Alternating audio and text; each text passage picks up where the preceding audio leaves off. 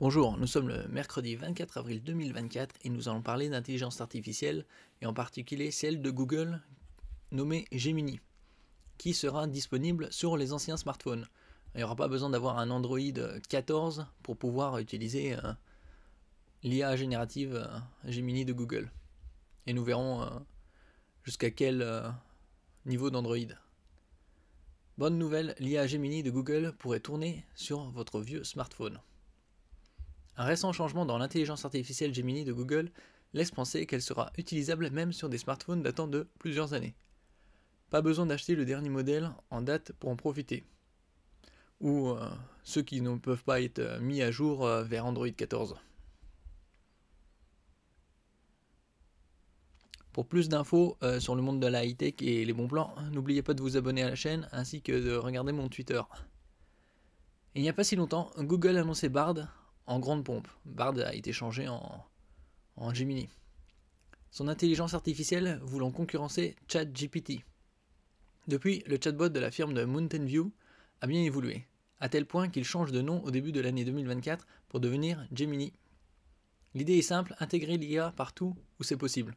Toutes les firmes maintenant développent leur propre intelligence artificielle générative, surtout celles qui ont assez de moyens pour, comme Microsoft, Google, Meta,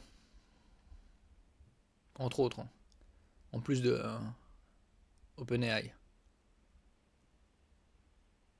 En toute logique, on s'attend à ce qu'elle débarque sur nos smartphones, et ce sera effectivement le cas, sauf que tout le monde n'aura pas droit à la même version. Google a en effet décliné Gemini sous plusieurs formes plus ou moins puissantes pour, entre autres, proposer celle qui correspond le mieux aux capacités de l'appareil chargé de faire fonctionner l'IA. C'est ainsi que l'on retrouve par exemple Gemini Nano sur le Pixel 8 Pro et sur le Pixel 8, alors que ce dernier ne devrait pas y avoir droit. Mais quelle que soit celle à laquelle vous pouvez prétendre en théorie, il y a des prérequis à respecter, à commencer par la version d'Android. Là pour l'instant la version la plus récente c'est Android 14, Android 15 sortira à la fin de l'année, vers novembre-décembre, ce sera sur les premiers smartphones et ça se développera davantage en 2025 avec les mises à jour et les nouveaux smartphones. L'IA Gemini de Google fonctionnerait même sur des smartphones sortis il y a des années.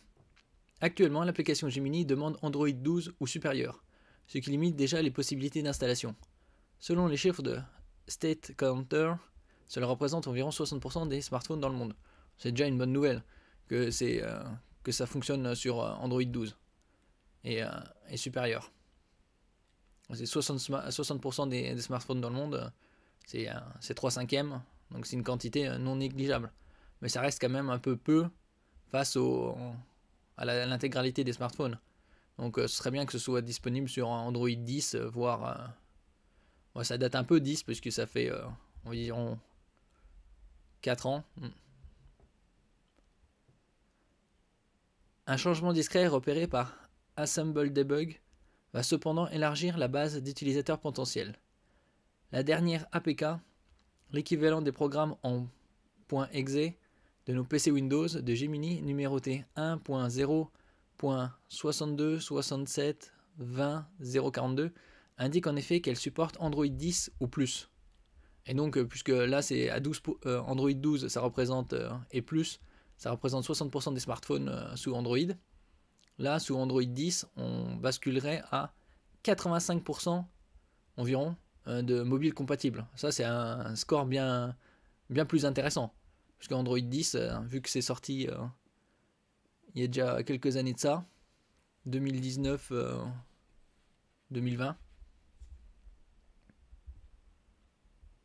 donc ça couvre beaucoup plus de smartphones et ça évite aussi l'obsolescence programmée.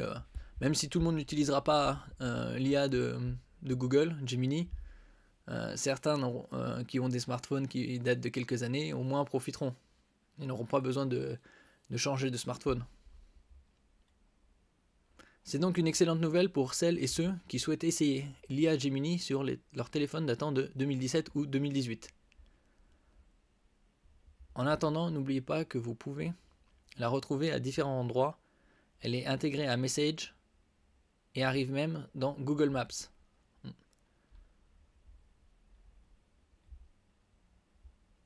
S'ils peuvent même aller jusqu'à Android 8. Après, Android 8, là, si on tomberait à 8 ou 9, on serait déjà à 95%, probablement. Mais déjà, Android 10, ça couvre déjà 85% environ des smartphones dans le monde, sous Android. C'est un très bon score. Merci pour votre écoute. N'oubliez pas de mettre un j'aime, un commentaire, de partager et de vous abonner à la chaîne. À la prochaine fois.